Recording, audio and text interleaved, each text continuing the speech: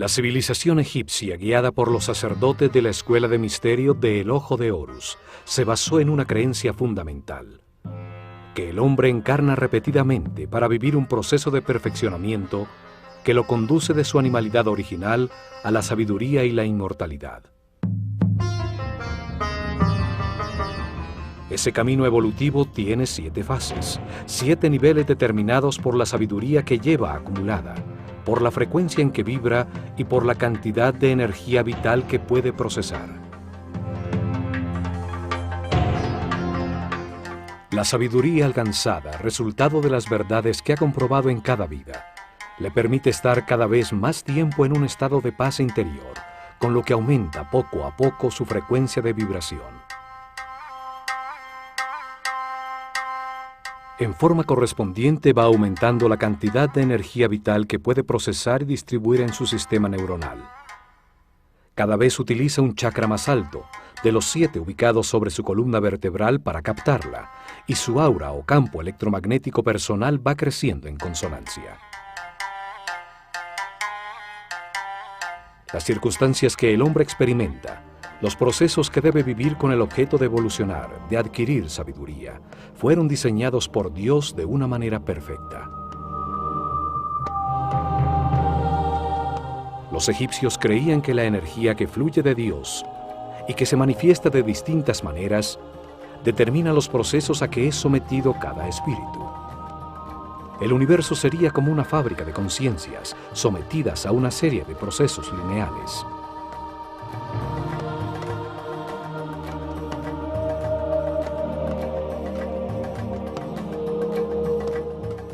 El hombre se encarna sobre la Tierra, que gira alrededor de una fuente radiante, el Sol. De allí recibe su primera energía. El sistema solar gira a su vez alrededor del Sol central de la galaxia, otra fuente radiante de energía. Ellos encontraron que durante este giro, que tarda 25.920 años, al que llamaron el año cósmico, el sistema solar recibe la energía de una serie distinta de astros radiantes que producen distintos campos de fuerza.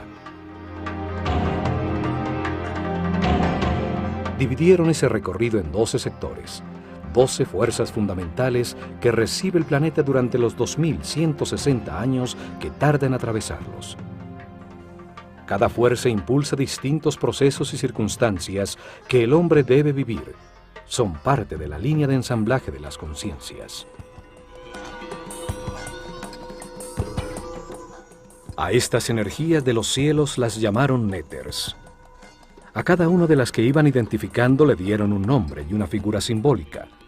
Así podían reconocer sus características, presentarles sus ofrendas y respetos.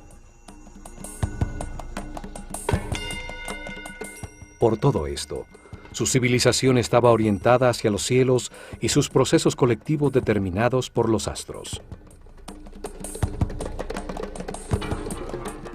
Los sacerdotes sabían que entre más tiempo se recibiera la energía de uno de los fuegos del cielo, de una de las estrellas o constelaciones, más importante era para el hombre. Por eso, a las estrellas que se sitúan sobre el eje de giro del planeta, a las estrellas polares, que permanecen fijas en el mismo punto durante miles de noches, les tuvieron una consideración especial.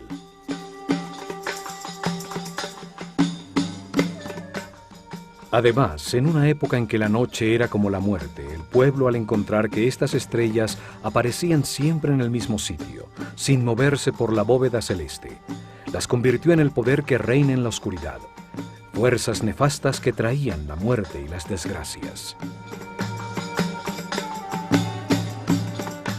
A esta serie de fuerzas que impulsaban los procesos y eventos más difíciles de la vida, las comandaba una figura simbólica que llamaron Set, la raíz del Satán moderno.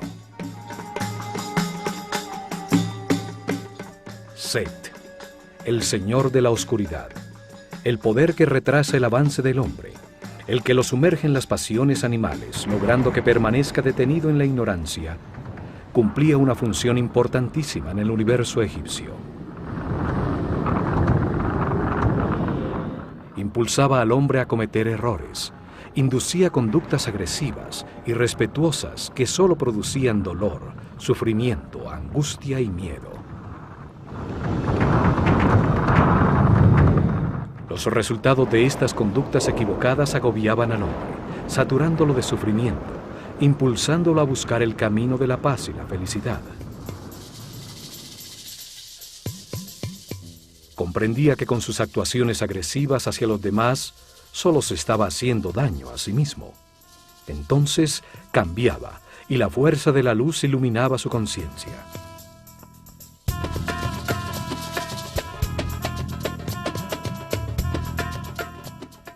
A las fuerzas que impulsaban al hombre a cambiar, a avanzar hacia la cordialidad, la paz y la comprensión, las comandaba otra figura simbólica, a la que llamaron Osiris.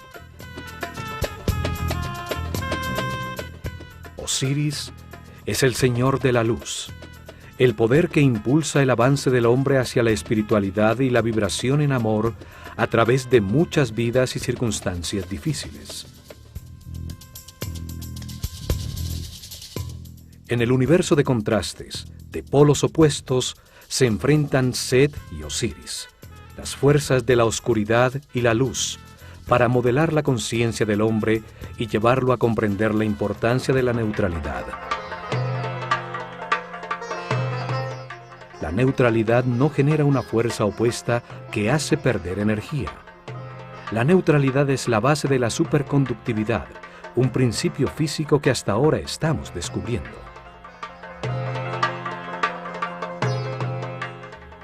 La neutralidad implica respeto por los demás.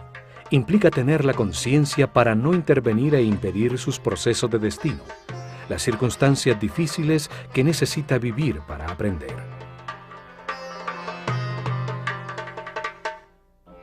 La neutralidad implica comprensión sobre cómo funciona el universo, aceptación de que todo lo que sucede es perfecto y tiene un propósito de amor, porque es diseñado por Dios, que es amor. A la neutralidad llega el ser humano al final de su rueda de reencarnaciones, en el momento en que ha verificado en carne propia todas las verdades del universo, cuando renace en el espíritu y llega a la iluminación. Este momento es simbolizado por Horus, un halcón dorado que todo lo ve, todo lo sabe, que vuela sobre los contrastes y las limitaciones materiales del universo, gracias a que no produce resistencia.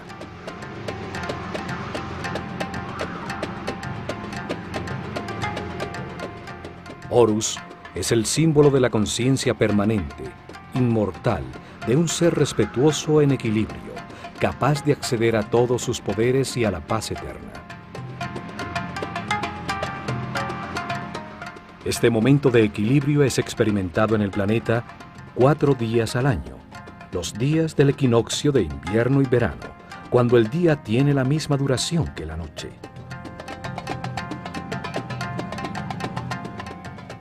En Edfu, construyeron un templo para festejar el nacimiento de Horus, honrar y estudiar el momento final del camino evolutivo, con su eje y sus pórticos orientados hacia el punto en el horizonte por donde salía el sol, en el equinoccio de verano.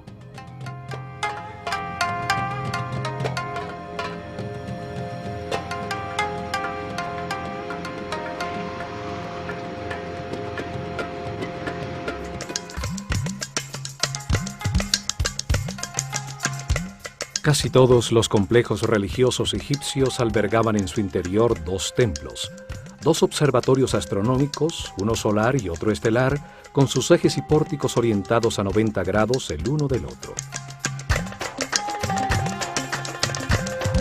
Esto permitía enmarcar simultáneamente la estrella que personificaba a la fuerza fundamental que se honraba en el templo y la fuente radiante más cercana al hombre, el Sol, en los días en que definían los cambios climáticos, las estaciones, los puntos en que cambiaba el medio ambiente de todos los seres sobre la Tierra.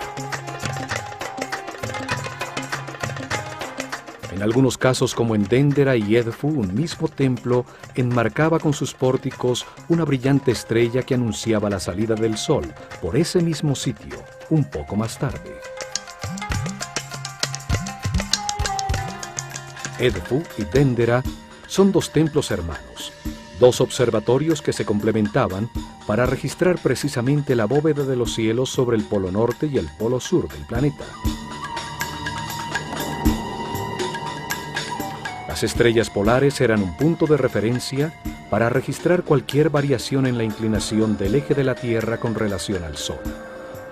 Este ángulo es el que produce las estaciones, los solsticios y los equinoccios, el clima sobre el planeta.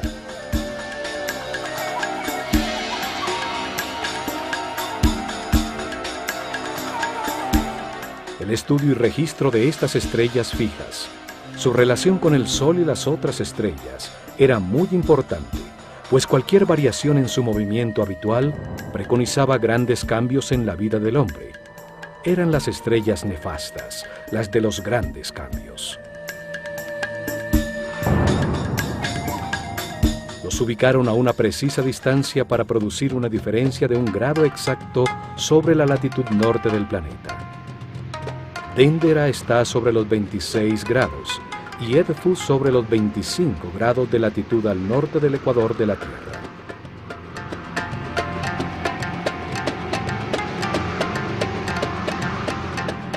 Esta relación permitía registrar fácilmente el movimiento del sistema solar por la galaxia, lo que era trascendental para los sacerdotes, pues determinaba el paso por las distintas constelaciones, por las energías fundamentales que impulsan el camino evolutivo del hombre. Los cambios de era, el paso de una constelación zodiacal a otra, determinó las etapas en que los sacerdotes revelaron los misterios del universo a su pueblo. Cambiaron la localización de su capital imperial y hasta los nombres de sus faraones. Todos los templos que construyeron enmarcaban en sus pórticos un sector del cielo, por donde se movía uno de los mazarots, los fuegos del firmamento, permitiéndoles registrar fácilmente sus movimientos.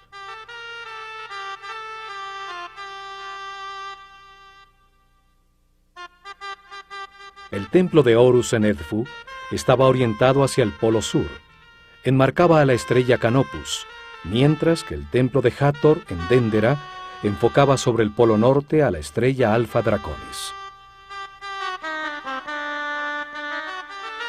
El templo de Horus en Edfu festejaba su nacimiento en el equinoccio de verano, 3 meses más tarde. El templo de Hathor en Dendera festejaba la renovación de la vida, la fertilidad que producía la inundación del Nilo el día del solsticio de verano.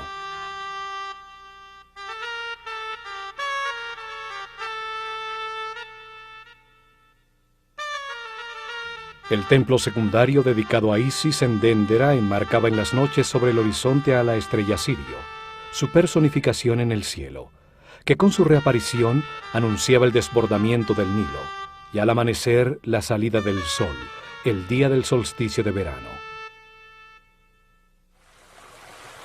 Ese día, la inundación traía consigo el fin del año solar egipcio, celebrándose en Dendera las fiestas del Año Nuevo en honor a Hathor, la fuerza que renueva la vida, y a Isis, la que traía el agua, el sustento de Egipto.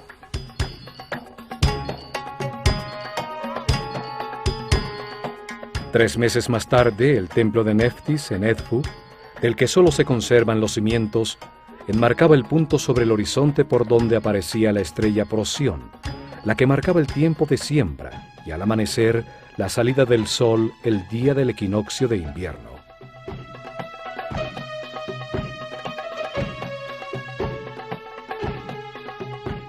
Los astros determinaban cuándo subía el río, cuándo sembrar y cuándo cosechar. Determinaban el calendario de Egipto.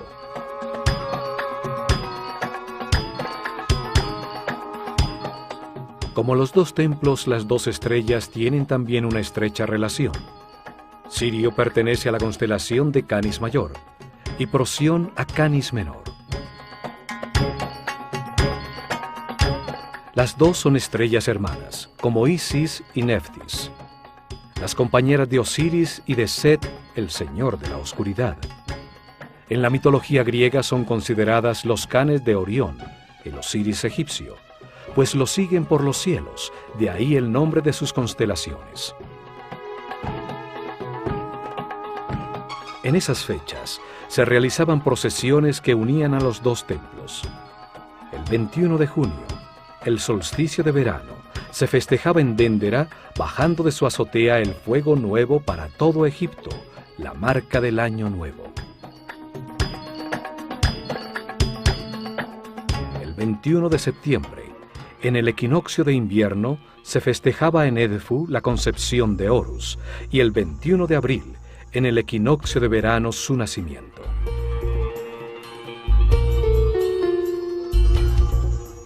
Hasta allí acudía la barca de oro con la figura de Hathor, que por el Nilo venía desde Déndera.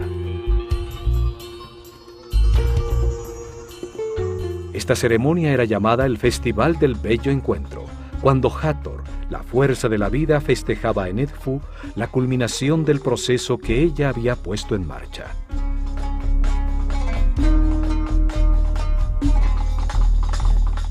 Las estrellas y los soles viajan de un horizonte al otro por el cielo en barcos simbólicos. Las figuras que representaban a estas estrellas, como Hathor o Isis, eran paseadas dentro de barcas de oro, en las procesiones que las llevaban por el Nilo de un templo al otro. El antiquísimo templo dedicado a Horus en Edfu, llamada Apolinópolis Magna por los griegos, comenzó a ser reconstruido en el año 237 a.C. durante el reinado del faraón Ptolomeo III, uno de los reyes macedonios que gobernó a Egipto como heredero de Alejandro Magno.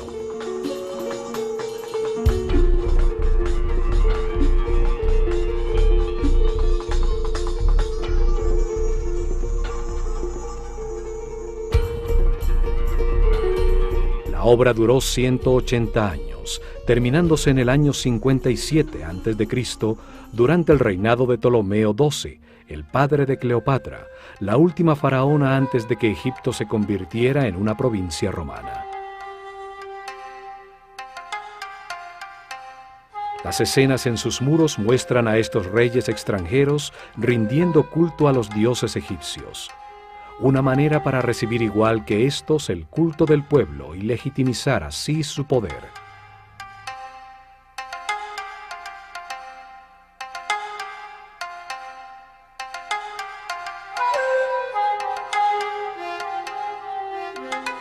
El pueblo de Edfu ha ocupado los terrenos que antes eran exclusivos del complejo religioso. Sus muros exteriores de protección desaparecieron hace mucho tiempo. La mayoría de sus construcciones fueron destruidas. Aún permanece intacto el templo principal dedicado a Horus, el Halcón Dorado, reconstruido por los Ptolomeos, paralelo al Nilo, en el mismo sitio donde un templo más antiguo había existido.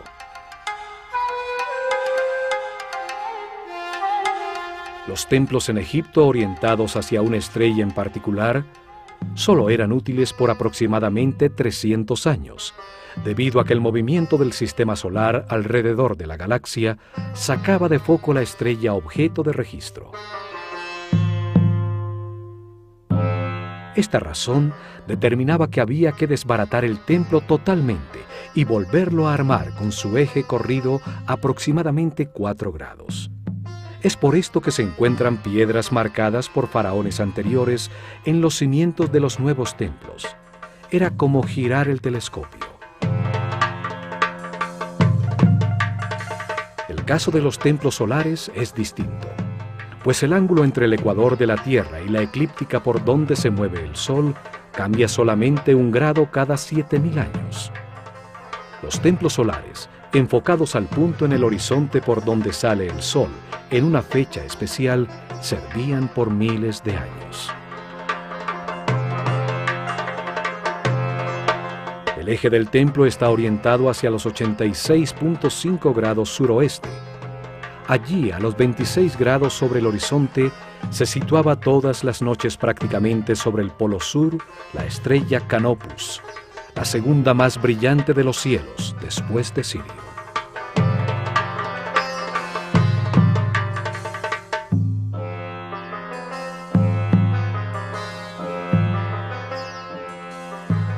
Canopus, Alpha Cariani, Situada a 74 años luz de la Tierra, es la estrella más brillante de la constelación de Carina, antes conocida como Argo Navis, la quilla de la nave de Argus, en la que Jasón y los argonautas se embarcaron para encontrar el vellocino de oro. El pílono o fachada del templo enmarca con sus dos grandes torres a la estrella del Polo Sur. Cada torre es un espejo exacto de la otra, aún en las inscripciones y bajorrelieves de sus muros. Simbolizan la existencia de la simetría en un universo asimétrico que permite el movimiento.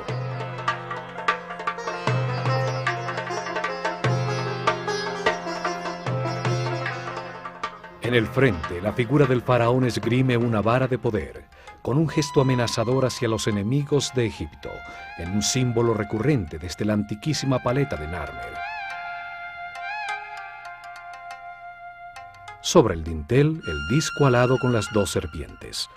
Las dos torres producen la imagen en los hieroglifos de un horizonte entre montañas que enmarcan al sol. El pílono de 35 metros de alto, la altura de un edificio de 10 pisos, soportaba 4 altísimos mástiles, en cuyas puntas ondeaban al viento larguísimas banderas de brillantes colores. Al atravesar el pórtico por el eje del templo, se llega a un patio abierto, conformado en sus lados por un peristilo, un corredor sombreado por una pequeña cubierta soportada por 32 columnas con capiteles florales de distintos estilos y variadas formas.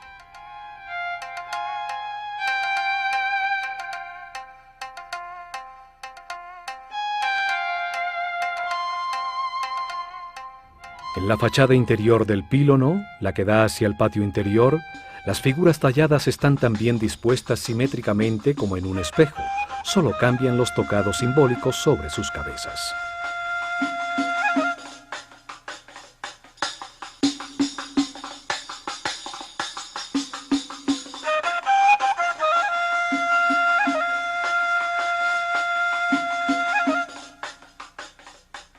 El muro de cerramiento totalmente decorado y la columnata le dan una forma perfectamente simétrica al patio exterior. El equilibrio del conjunto llena de armonía al espacio, donde los iniciados recibían sus lecciones.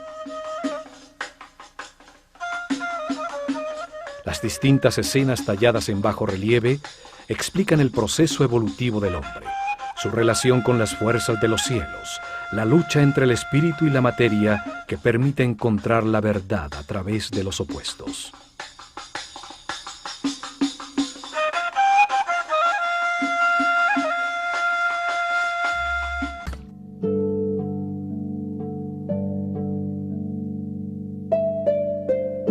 En los tiempos de la Escuela de Misterios existía en este patio un bello jardín, donde los iniciados realizaban ejercicios para verificar en carne propia las informaciones suministradas por sus maestros. Aquí recibieron conocimientos correspondientes con el nivel de su conciencia. Trabajaron bajo la dirección del maestro del misticismo, dedicados al objetivo principal de este templo, comprender la importancia de la neutralidad en un mundo bipolar.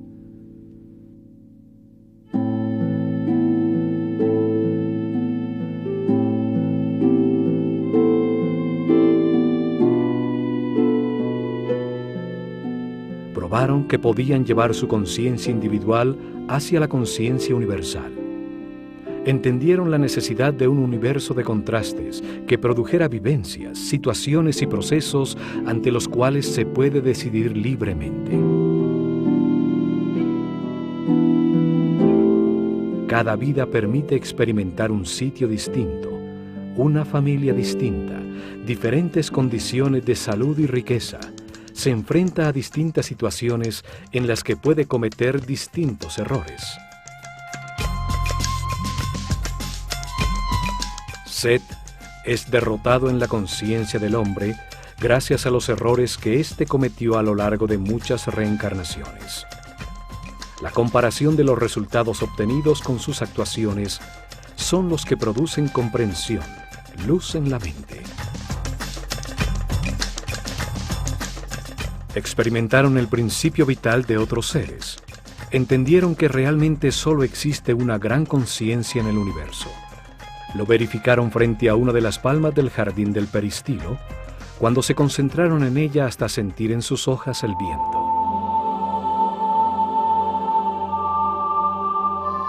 Descubrieron que entregándose totalmente, se realiza una fusión con el aparente exterior. El tiempo deja de existir y su conciencia y la de la planta se funden en una sola, ocupan el mismo espacio. El maestro les enseñó que toda concentración comienza como un ejercicio intelectual, dirigiendo la atención hacia la planta, trayendo a la mente todo lo que se sabe de esta. La razón aclara la mente, ordena, evalúa, compara, analiza, hasta definir las características que convierten un ser en planta.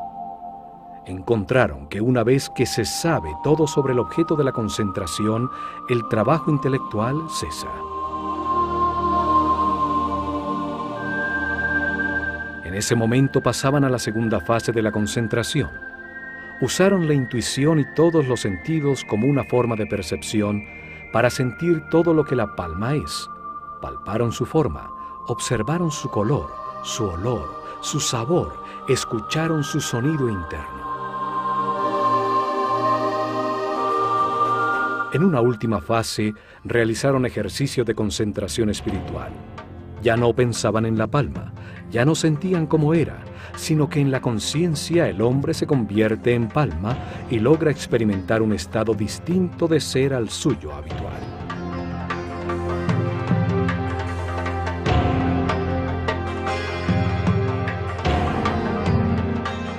En ese estado, el ego desaparece y el iniciado se encontraba con su yo superior. El tiempo desaparecía. El silencio expandía la conciencia. Los brazos se transformaban en ramas y una paz interior inundaba la nada. En este patio pudieron así aumentar su energía vital, su frecuencia de vibración, reunidos con otros compañeros que tenían un nivel de conciencia similar. Se encontraban en un lugar parecido en el camino de las reencarnaciones. La fachada interior del patio hacia el templo es muy parecida a la principal del templo de Dendera. La planta y el diseño general son muy parecidos. Ambos templos fueron reconstruidos siguiendo los planos realizados por Imhotep, el arquitecto que construyó la pirámide escalonada de Saqqara. El muro entre las columnas filtra la luz, permitiendo que solo un poco entre al templo por su parte superior abierta, facilitando la penumbra interior para observar las estrellas. Dos grandes estatuas de Horus, como halcón con la doble corona de Egipto, enmarcaban la entrada al salón hipostile, al llamado Salón de la Vida. Hoy solo queda una de las estatuas de granito negro. Al entrar al gran salón que los egipcios llamaban la Casa de la Vida, se siente un cambio de temperatura inmediato. Una paz se respira en el ambiente. 12 impresionantes columnas soportan un alto cielo raso que nunca alcanzó a ser decorado.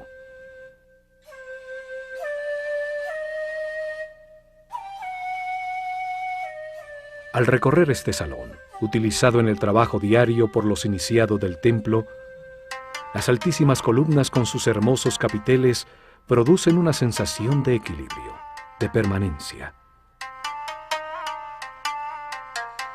También, como en Dendera, este salón tiene una pequeña capilla para guardar los papiros en los que trabajaban los escribas y los que se necesitaban para las lecciones con los discípulos del templo.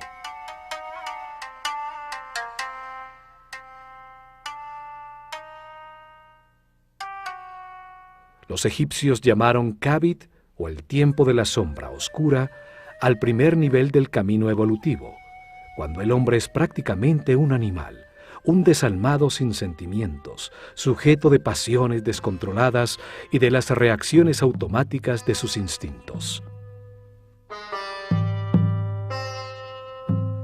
Sus actuaciones de ira, odio, instintos desbocados, le producen resultados insatisfactorios, angustia, sufrimiento, soledad e infelicidad. Después de muchas vidas, se satura de sufrir y comprende que al hacerle daño a los demás, solo produce su propia infelicidad. En ese momento su espíritu renace en el segundo nivel de conciencia, llamado el Ba, o el tiempo de la sombra clara. Allí descubre los sentimientos, aprende a querer, sin embargo no controla sus emociones, se encuentra todavía en el infierno de la vida.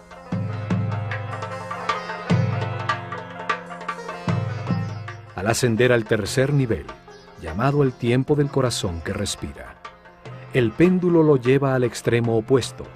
Se transforma en un ser bueno, que vive preocupado por los demás, tratando de resolver sus problemas y de evitarles las situaciones dolorosas de la vida. Tampoco puede ser feliz, pues su paz depende de otras personas. Sin embargo, no las respeta. Quiere cambiar la vida de los demás a como él cree que deberían vivirla.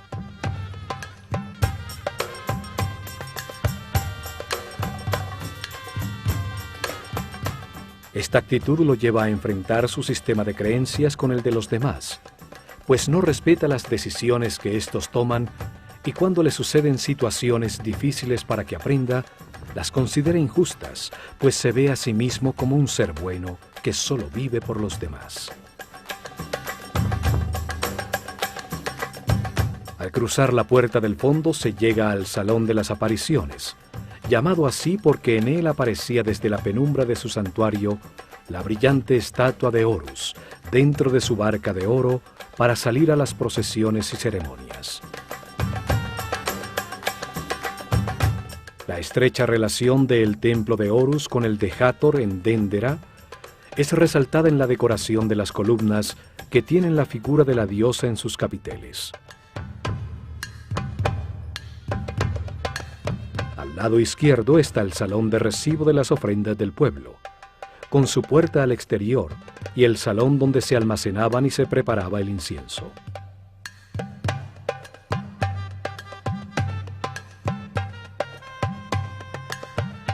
Al lado derecho está el Salón de las Purificaciones, utilizado por los sacerdotes en sus rituales diarios de limpieza, con su puerta para salir al lago y al pozo del templo.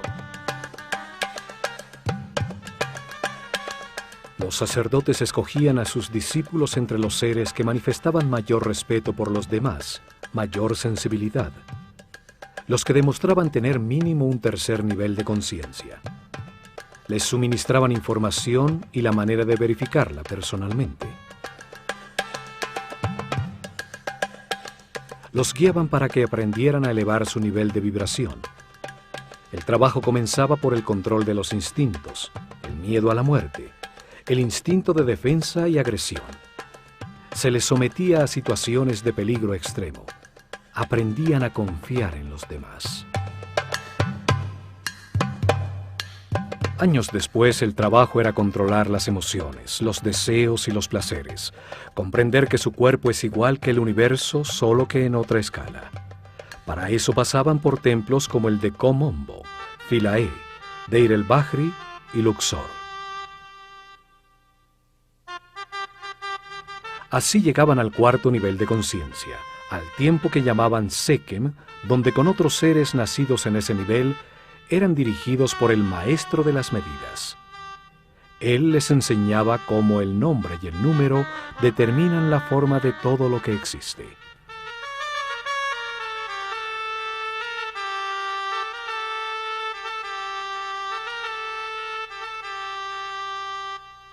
En templos como el de Déndera se transformaban en Kabirim, los que registran los cielos, aprendiendo cómo los ciclos de los astros afectan al hombre, las fuerzas fundamentales, las frecuencias vibracionales, de Fi, de la proporción áurea y de la flor de la vida.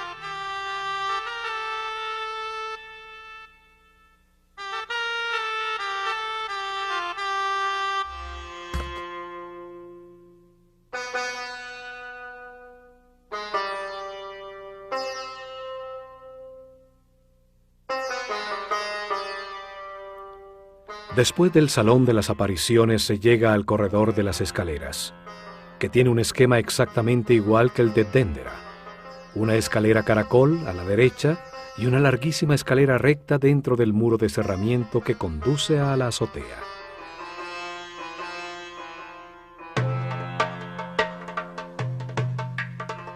Por la escalera de caracol ascendía la procesión con la barca de Horus hasta la azotea del templo, a esperar la aparición del sol, los días del equinoccio, y por la escalera recta bajaba. Durante miles de años se registraron en las noches los movimientos de Canopus, la estrella sobre el polo. Vibraron con la energía especial de los equinoccios cuando asistieron a las ceremonias que en la terraza del templo festejaban la llegada de todo ser humano a la neutralidad. De este salón en adelante ya no podían entrar los discípulos. Solo los sacerdotes de Horus atravesaban el corredor exterior para llegar hasta la antecámara y al salón de la barca de oro, donde guardaban el santuario portátil utilizado en las procesiones. Una reproducción moderna se encuentra en esta otra capilla, pero nos da una idea muy cercana del tamaño y de la forma originalmente utilizada.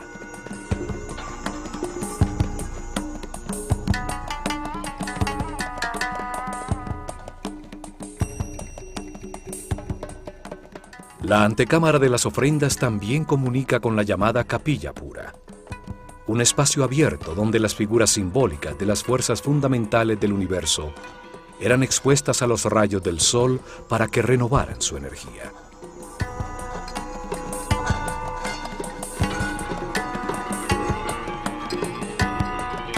Los muros del templo están llenos de bajorrelieves utilizados para explicar los misterios del universo, la razón de la reencarnación, la manera de llegar al final del camino y convertirse en superhombre.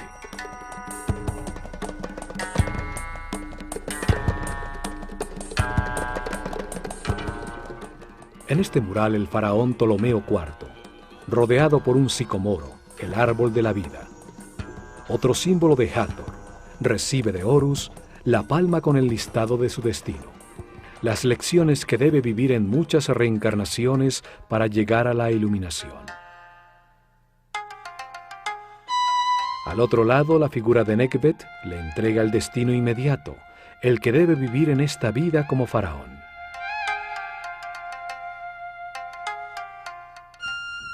La civilización egipcia estaba fundamentada en la reencarnación, como proceso de adquisición y verificación en carne propia de las verdades del universo. El espíritu del hombre encarna para aprender con los resultados de sus decisiones, transformándose poco a poco en un ser flexible, sabio, hasta que ya no tiene nada más que aprender en esta escala del universo y se ilumina.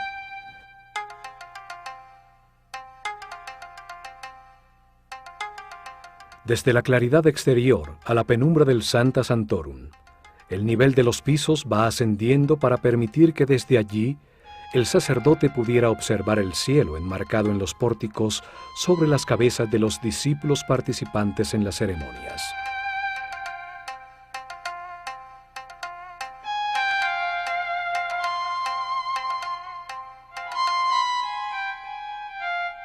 El santuario es un volumen independiente dentro del edificio del templo, envuelto por sus espacios.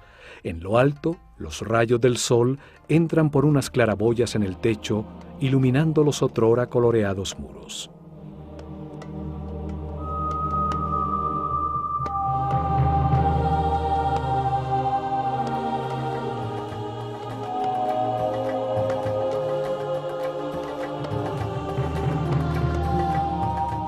En lo más profundo y oscuro del templo, se llega al santuario, donde se encontraba el Naos, la capilla de granito que contuvo la figura simbólica de Horus, el símbolo del renacimiento espiritual, de la maestría, del momento en que el hombre se convierte en superhombre. Este momento es representado por el nacimiento de Horus.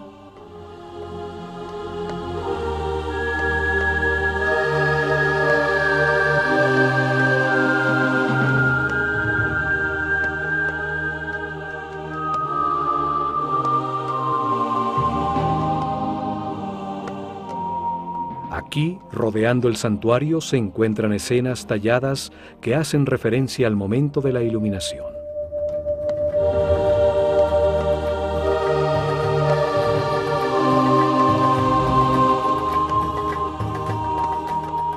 La comprensión lleva el péndulo al centro, transformando al hombre en un ser justo, respetuoso, que acepta que todas las situaciones son perfectas, aún las más difíciles y dolorosas, pues producen comprensión en quien las vive.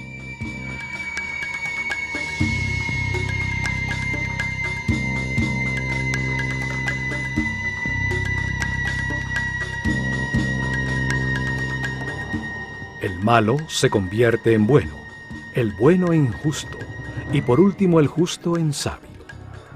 En ese momento llega la iluminación representada por Horus, cuando se renace desde el espíritu, al terminar la rueda de reencarnaciones en esta escala del universo, para continuar el camino de perfeccionamiento en una jerarquía más alta.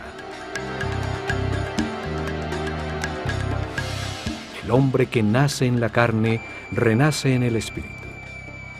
Así termina su transformación desde su animalidad original a la espiritualidad eterna, desde su conciencia temporal a la conciencia permanente, de la mortalidad a la inmortalidad.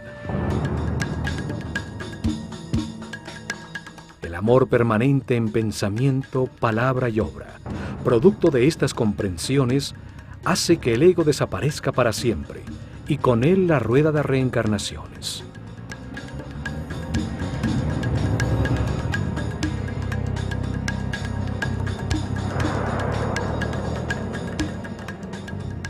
Alrededor del santuario se encuentran una serie de capillas dedicadas a las fuerzas y principios fundamentales que intervienen en el proceso evolutivo de la conciencia.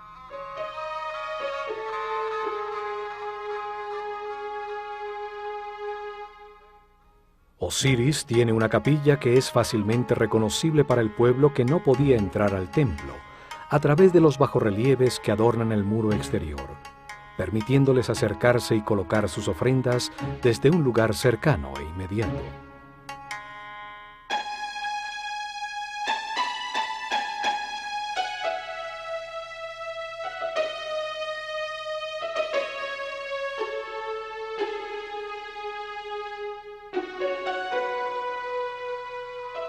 Khonsu tiene otra capilla. Es el hijo de Mut, la característica femenina del único Dios, y de Amon-Ra, la característica masculina. Su unión crea la conciencia del hombre. Khonsu es el nombre que le daban a una conciencia recién nacida cuando comienza su recorrido evolutivo.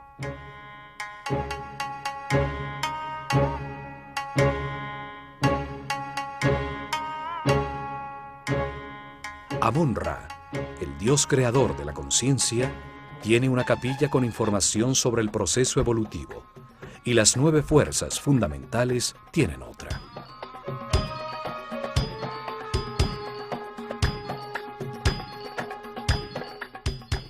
La capilla central está dedicada a Horus. En sus muros está el conocimiento adquirido sobre el significado de la iluminación como momento final de esta escala de la realidad.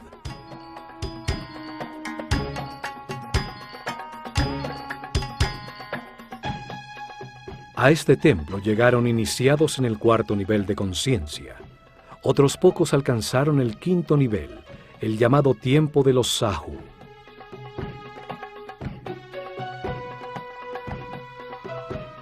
Aquí recibieron información sobre la meta del camino de reencarnaciones. Comprendieron el significado de la neutralidad.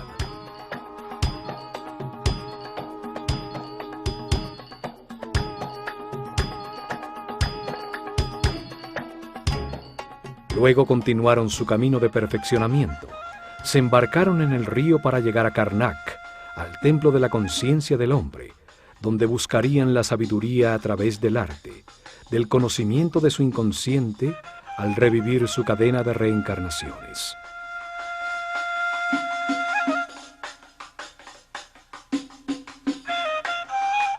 Se van vibrando en amor, seguros que como todos los hombres, algún día renacerán espiritualmente, llegarán a la iluminación.